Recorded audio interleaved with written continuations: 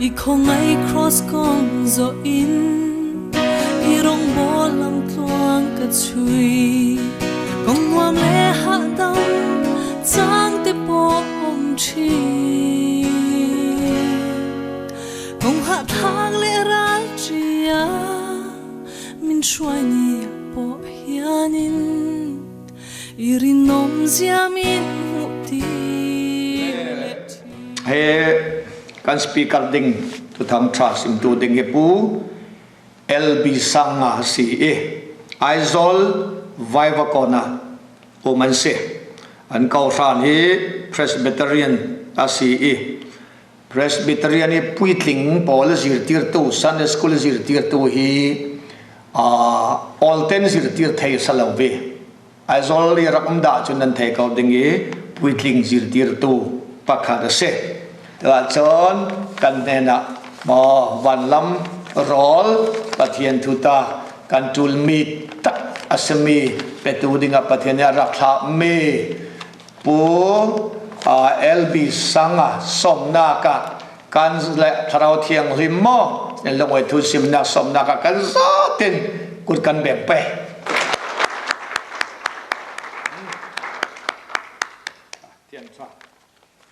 đính thầy tao Lalpa sa Amen. Amen Lalpa mal som zero se Alam trong in introduction khalai trong ni soi nga suan lai trong zo chuan lai lo trong ni soi Hallelujah. Amen. Nanza para boy pa thang chua se. Amen. Hallelujah. Amen. Tu sun hi kalungoi zati. Chan thain pe khi ka thanga sung loi zat si. Janga ti le ke hi kan nu pa hin a siang man sinak kan nei lo. Chan chin tha wang si. Hallelujah. Amen. Boy pa bing thang thadum se. Amen. Pastor nu pa para si se ko khan committee para si se tu ni ra mi pi para boy pa mingin lungoi thu ka raksim amen boy pa ju thang thari se amen hallelujah amen ke hi tual lot pa si man se la ka sei len na kha mi zo tong ke sei lian ni tu ni flam tong i thu ka sei thei lu ding hi in thei thiam na ka rak di mai si yang ka si sela kalung oi si kan lung oi nak chu lalpa da na si se hallelujah amen alom na chu lalpa da na si ti kha sama kan mu si yang ka si se tua chun sermon kan tike kan soi vekin mi zo trong in karel pe trong khiet lo khiet tir tu chu tharau thiang nim si hallelujah amen hallelujah amen amen hallelujah sam som ti pathum na cha khata tanga changa thu kha ni ya lalpa chu min veng tu ni ya kat la cham lo bang lalpa chu min veng tu ni ya ti thu pui mangin athian thu ngai to hovila katia si Spurgeon chuan Nightingale savai savajinga sham thiam berle moi ber ani angin sham som ni pathum na hian ring tu te tharau chaule chak lo te ne na tham lamoi tak asak sak thina ni ati lalpa chamin veng tu ni hallelujah amen enge sam siak tu hen lalpa chamin veng tu ni ko cham lo ki enge tak cham lo ang le lalpa ven na ta cham lo ni hallelujah amen cái này bỏ lalpa về mới ta chăm lâu tu te căn này nè phát hiện mình sẽ phải cái nó sẽ mình lalpa về là chăm chuyên mô nu này ông sẽ này to luôn dollar nuôi khát này bọn ông sẽ này như to luôn là lý do là sao luôn mình có về đấy áp mình này sẽ là anh cha sẽ ingin ta show tăng cái gì vậy nè lalpa cho mình về tu nè hallelujah ani chuan hlo bet hring du hunda te mi bo ti thina di chang ni khan ani chuan hlo bet hring du han ti la hi ring tu te na kan hlo bet hring du phi enge yang le ngai toi la enge hlo bet hring du mi hring lam thir na le van lam thir na lấy làm version lệ chúng làm version ní ai ăn mía lâu xin ăn mặc khúc mày hay cái sấy được hay lâu bẹt beram chuyện lâu bẹt chúng à bốc à chú à bốc nó chú à cho ni ha lang hiền cái này lalpa beram ring tu te pohi kan har sat ne le kan dam lo ne hi kan tharau lo beta tan lalpan abiram te bo nan min khan sakani hallelujah hallelujah boy pa ju thang thei dong se hey lalpa chu min veng tu ni han ti hen leilam lal official lal te chu alal lo jokin constable en veng thin ni ngai ni mo ke ni ring tu te min veng tu ve thum chu van lal berin nang le ke hi min veng ni hallelujah aban tham wa thak em dai kin karami elbisha ate charlotte person le kuran hote lalpan min veng ni chu hallelujah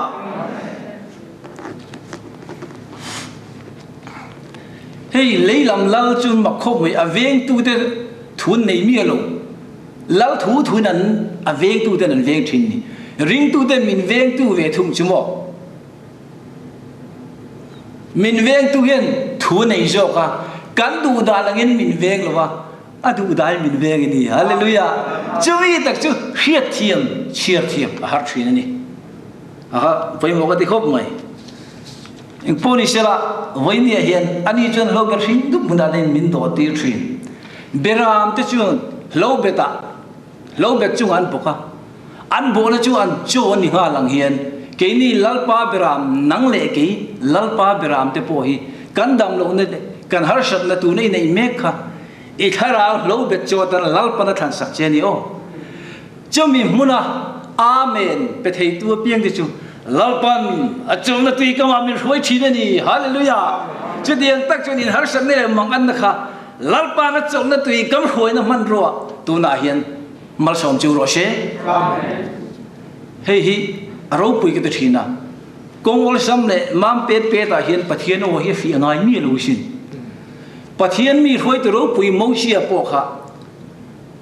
ai ku taram lal faro ina nuam sataka om lai khan pathian o hi ngai mi ru amak lu tu exodus bung thum cha khadanga cha saria khanom ni chin che du te po kanom mai thea mo sia chu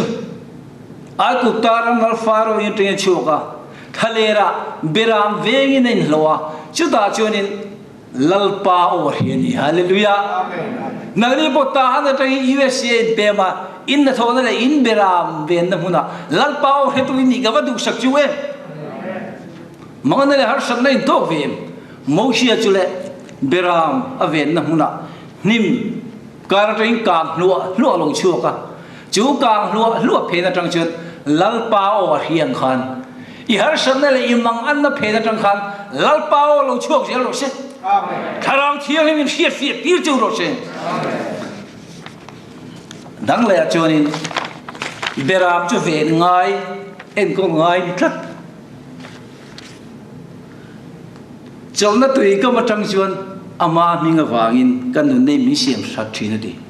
lalpa in amite min ve na ma mi siam that alo tu la beram chu ve ngai nia beram re chu an kho mu the ne toy khop ma ya an ma lo ka kham ko trak na tur po an bu phami lo chu ti chen nang le ke lalpa beram po hi nak tu ngi lo thleng don bu phalo ve kan ni chu chen lalpa in ko le ve ni kan ngai khopa beram chu sakei bak nei te nan on se do na apuin sakei bak nei laka tangin a ven hi manga yang hian voine ke ni po nan na rang ten min on ti boya COVID-19 in min ti boy ni hei bo kan ngam lo ni mit lo ko mu thei lo poi kan ngam lo ni mo hei ka ngai to pathian len zia tu hi han sei bak me duwa van hi ka thut pha dia pathian len zia tu hi in ngai tu ngai mo van ka thut pha ti a thut na tu ra che ra lien do mu in ngai tu ngai le ka ke ha chana di a phei khok chapal tu di fa ngo mi kan patar pusha moel phei khok ju a bun thei mi lu chu alien dol shin lalpa len sia hi mo ma se nga ti lalpa ai kan har san na len phone ni tí khờ hey COVID-19 avangin tunlai bo ro chu kan kheveka lockdown ten tia total lockdown ten tia international flight bo cancel ania khotin maya kanin khar khip vek mai ni lockdown in kalpo na thang te bo an khar ni ma shemo tu mai nan khar thei lo van kong ka ta lu du dar ho le ni hallelujah hallelujah kanin kalpo te USA le Myanmar in kalpo ju khar ma sila van kong ka cha lalpan nang le ke ta la hong shin ngai te kong khar bu la ding in ka ki khi tu poin ko ria kong hon chuan at ne la ka lu tang jan ria ke yang ani bun ka ne ni mi ei ve nga ti thu pon bung thum chang song nia kan mu ni khoven gal pon jo khar ma sela mun sang sang biang in te bo lo khar kan kal la khar in ma sela tu mai nan khar thei lo e thin long kong khar lo hong ve lo le hallelujah lalpan ka lu tang ti ni kong khar hon chen ne na ka lu tang ti voi ne po kan ne na pathian nam je tharin lu thing ro she hey voi khat chu official pakhat hi an building luan in chau sang de umaya an oma company na thok ti bok an oma chu tiang chuan in an pu ber khan an staff lang wal pat kha ko du sia in chau sang ta ka tin a staff pakhat kal kong kal me kha ja wa the thei ta chuan in eng poni set in chu official chuan in $50 azu tha in chong sang ta chu tlangwal chuan chu paisa chu alanga aron hoi chhonga ka ti ranga ti la kan tlangwal chuan ipte ka kal bu ta dei ti chuan in official pa chuan naw chu tira du do bok si chu tlangwal chu paisa be si khan local le ne ome official pa chuan dollar somnga ni wangin aron hoi lo nyang atia $100 azu thak le ta chu alanga aron hoi dol ngoti aga kal bu li de dei a pu chu manga nglu tuka ti chona pu chu na awa se thei bok si lawa nakina local le in chausa ta tan officer chuan ti dan thak ta lung te hian azu bom ta alu a ju fu tlangwal chu na ti di tuka a hoi chawa pu ne ai beta ni re thiawe hallelujah COVID-19 ni covid min fomani lalpa lam kan hoi ni chan to kham de po hallelujah har sat na mangin lalpa na vum ve che mangan na mun na train lalpa na vum ve che sin lalpa he na lam kan hoi du sia lung vom kha tha ka ti lo na ma se apu ne na i riat theina dollar songa ten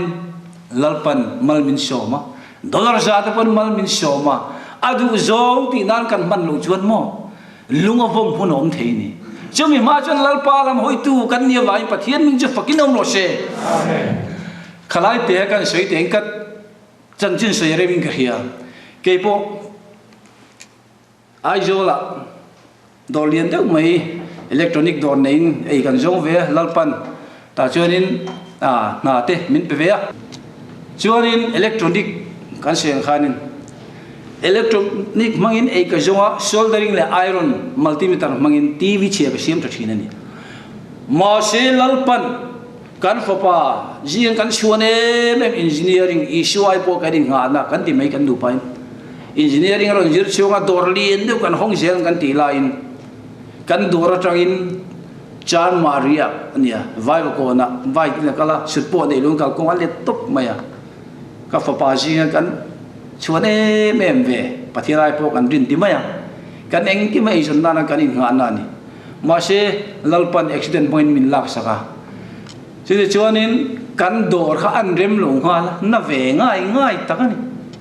in tor chu atluk lo mai the ma se kan ta jan na khop mai hebrai jek tuin hebrai bung som pania tor lai chuan lom o ya lang lo mit tui tlak la le tra na lung chet in a thok zo ka ti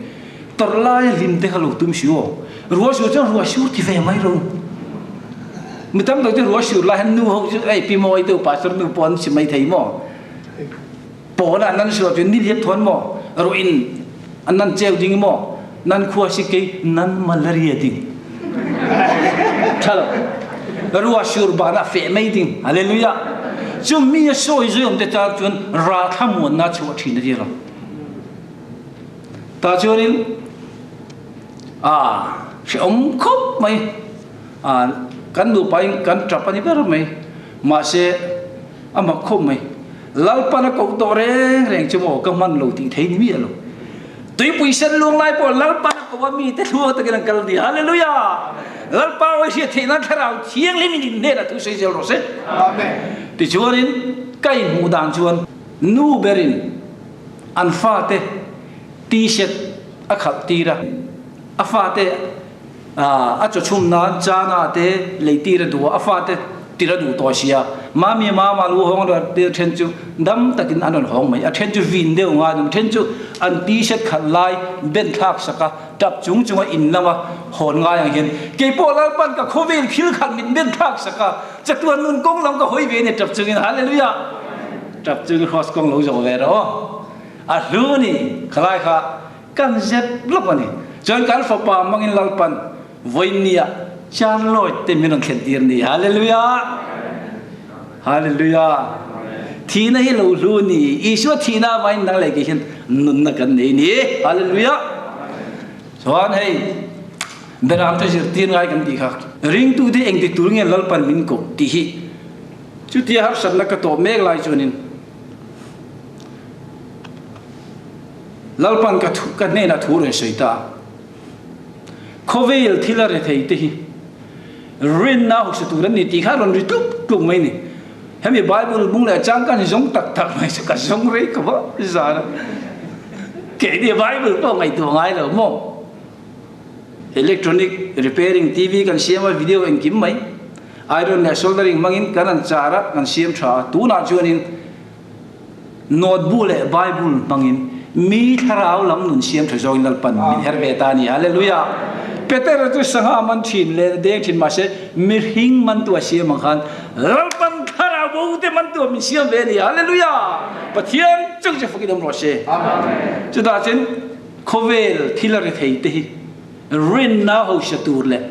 ama mangai tu te rama bo sai chang tu ra aro te ni ti kan jong tak tak me lali so thu sui niang an tia mi kan phone call ve thina ka jot fulu te pon nge lalpan ka tan thatura ka jong mat ka na to pa jing lam dar thum don ve ka su hu fuwa jacob bung ni changa mi ni hallelujah o daw te ka hila cheu he khovel thila re thei te hi rin na ho shatur le ama mangai tu teram ama mai tu tara bo sai ram chang tu ra ru ten ni ti kan mu khan khovela ka tv ka sim mek la ya ni khata che sang khat ka muai khan khabi bible chang ka mu khan min ti libani hallelujah hallelujah amak lu tu lali sun ring tu te eng tu ren min tu pathian tu chen mi jong jong chang dam o ma le athu tak khria adu di timothy thon khat bung ni chang li khan chu mi jong jong na kan fiat tu ra du chu mi jong jong chan dam o ma le athu tak khria min du di chu chan dam na chang tu chu thu tak khre tu te chu he khovel thila in la vak lam tu ni loin ren now sa tu ren min ko ni hallelujah chu mi wang chuan thale ra lal pan mi te roi mi ringi chang chawin anung lo ba lalpa ka ta thu tin chuakin annung jo ka ni ti a hriat tir thei nan chu ati he om chuwa ati in real dram te phala in pile pu te pon an hriat ngai lo van mana ina chom chuwa hen kum som ni chung hian in sil fen po in sil chul wa in ke vung lo an phei kho po chelo di hallelujah deuteronomy bungria chang thum chang liao mani deuteronomy bungria chang thum chang lia ka ngai tu thina khang thale ra kum som ni chu an sil fen chul lo kha tiếng hen ka ngai tu lom le an kor ha ngai ring te an pon fin ngai ring te anan kum som ni chu an ha ni mu anin bai hat tu manu oh du la te ti ai tiếng ngai tu ngai design thara na mi lo angai ring kum som ni chu ko su thar pon ha mi lo ni ma sila mo anin bai hat tu chu min om ji chu với nia po hiền lalpa chan dam na silfen ha tu te kanin vai ha ta ni hallelujah boy pa chu tham chani nong si hallelujah hallelujah a ro pui ka van tie kor tharan nei mi lo design tharli tur pon om chi om na ma se mo lalpa da ve sa kum som ni chunga chun lo ro pui dol ma ga o lalpa da ve sak chun an nei chuna khan lungoi ni hallelujah nang poi nei shu khan lo lungoi ve ro hey ro pui ka tin ro pui ka man tak ani jon chan nam na sil fen mi bela fel la korin mi tuam ta siati isaya bu som ru pakhat chang soma omani isaya bu som ru pakhat chang soma ani jon chan dam na min bela fel la kor fualin min tuam ta siati hallelujah hallelujah oh eden huana thei pui na anin veng me ka tha tu te thei pui na aya lalpan savun kor asiam sa hak tir hallelujah amen jenes bung thuma ek sei ngai trat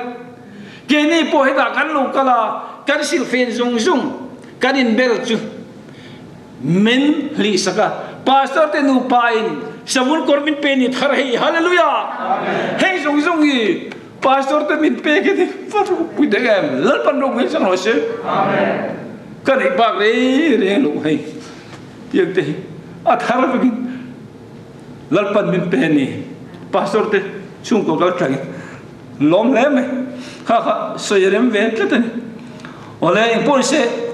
lalpa lung oi na silfen hatu te himo adang le jon an lung rual an thurual tiga ka sei tu lalpa silfen hatu te nei tu te ai lung rual ka chu ti lai jon mo chu silfen ha ve lo te an thi do ru thin Josepha po du sak na kormoya pa na pe a u te khanan nei ve lo thi de urkat ni chu thiem fo badan bo lu hong ne po pan pon cham pe ra pe a u sok thi de urkat ke ni chumo a chan dam na silfe ni kan lung oi la lu ni zel ro se a chu thei lo chu tu na ni hallelujah pa lung oi ni chan dam na silfe ni ni kan lu pui tur ni cho na dang le chon ring tu te sir tir kan ngai khale ra nga tinge mi te roi in real tram te phala atirom chuti hei kai le por ta kan nom nan chon real tram na huna ta min lo ta dam na chang tur chen dam lo na huna te kan om lo ngai dai lim nom je kan khiat nan nisha te kan tor ngai ka hei office in na thona him hima hian ira se chu engki man ne ya marshal hun chen pe thei lo ka di hun hin pe thei lo har yo har tem charge office in nan tool ta talom chu wa chu ka ru lo lang pa chu thoril tu bung som cha som pa khan thorim na in anin ti chau thi na di mia chen khopui ka kong po he lo di om thoril tu bung som cha som pa nga khalai khopui kong ati khamo iwe se je kong pui he tam me kan lo kal te a kong peng tam lu tu ma se la ring tu te kong pui chu khoya nge chatuan khopui kong le thu tak le nun na kong a chun ikal se la u hallelujah engin kong pui lu tam ma se la mia chen khopui kong a khelo ati himo in khom na cha po khelo as te po han ti la a poi lu anga ya voi ne ke ni khopui kong he tu ala par min siaw ni pathian min chu funga mo se amen hei khovi la hen rin nau su tu bin ko wang thale ra lalpan min veng thina kan du dan min beng lo hei sum ka cham lo jong te hen lalpan min ve na tum mi lo sum te he tak ta chon a man sen lo han nei la mi tam ta hi kan ni kho lo thei men ka ring kan du dan a ven chi kan ni mi lo sum kan nga te wa kan hoi her ti kan ngong te hen ri ne kan hoi her ti ri o mo ko shin poi sa nei mi lo kan kal hi chumo cha pu har ko chưa vay ring tu te lalpan min venga sum le pai kan ta sabani he hallelujah lalpa ven kan ta sam lo thungani isu le jir tir te po kha ma ko mi sum le pai anin hai bur vak lo ni karing biagin ai khom do na tholom tho turan lu ni mi den tin tham ma thai ji mu som pasari chang som ni pasari ma ko ya va chi atira sanga amana sanga ka khan ching ni lo ma ya an tho ta ni hallelujah công khả mỗi bữa cụt độ dân căng thầy lũ bộ họ biết tới lấy gió rồi tổng cả liền làm cái chắc biết từ hết đi đi rồi xin cái này cho cán sον chụp hình mình này đi thôi biết tới là chuyện mò anh này chuyện issue khăn bé mình đâm trên đi hallelujah vậy nên năng lực cái này bộ hi cái này chuyện issue mà mình đâm đâu thành rồi chứ Lalpa mình về nó khăng khăng thế căn chiar thiam thế nan vậy nên local tharau lam har sat nei te taksalam nan nei te issue mình nên là đâm đâu thành rồi chứ công phu yong tổ mi rồi công mang siêu thiệt tu bát thiên cho nên nên công cho bớt sai sắc tu rồi chứ khali là tùy chích lúa lúa tiền thiệt tu cán bát thiên cho in thiên lung khali là khan tôi này tùy bụi chi pil việc tu rồi chứ Lalpa min về nó răng răng te căn chiar thiam dễ thế nan Lalpa nó thu con sợi tác te mal min sop sắc rồi chứ amen amen hallelujah.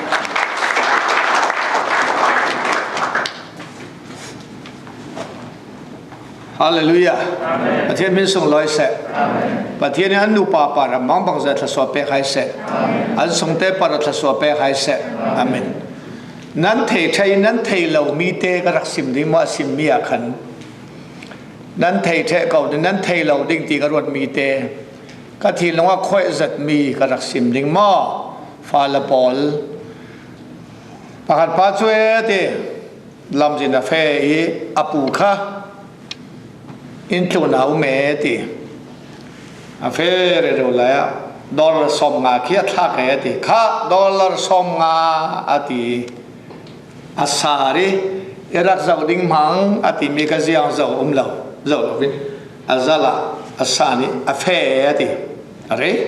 erak giàu đinh mang cái thì erak giàu lâu mau thì thái xuân à phê sal dollar zakat thì thắc là sari irak zau ding mang kalong oi ti ta ti ding si zamo rak zau ding mang ti zau law ti azala sami fe ti ani thum na ka chun long tau mo kami kha ara long tau tha ka ta lum par azau ti chumi chue ti bà thiên ít là số in bạc mi là sắp tới $1 in bạc nan và lắm dầu là vin về lấy lắm dầu về phê all day thì cho ruộng à bà thiên in bạc cái mà dầu là vin lấy lông làm à phê thì trăng lầu thì xuân lông tàu thạc về khăn mà tê cần para lông tàu về anh à mi bốc thạc anh ôi bà thì bà làm mà cần dầu thì bà thiên mình sống lối sẽ chắc tục tiêu lô khá kan nun nak siara apply kan tua ding so ruang lung tau tha kan lunat na du lo sia chun tha so lo pek zon ta ma zo hallelujah al te lo pek boy pa ka lo oi ve tio alo thak dang thak ni lo oi ve đó là thong khan ka va lo oi ve boy pa na te ding đó là thong hi hallelujah ta ti da lo mi ta na te thang ding hallelujah boy pa thế đi chú tin là what chun mo long tổ tu ba tu cao long tổ phát đề đi chú nông là cái rồi long tổ phát đề sẽ là tụm nón bia thạc là chú mo na tổ đình chú kami kha cái thiên long khỏe ngay sẽ ta kha căn giả tên boy ta he ready nông giàu vi căn giả tên căn đình bay ta suat thằng chân na căn sắc đình ấy ta suat pen na căn chân căn khát đình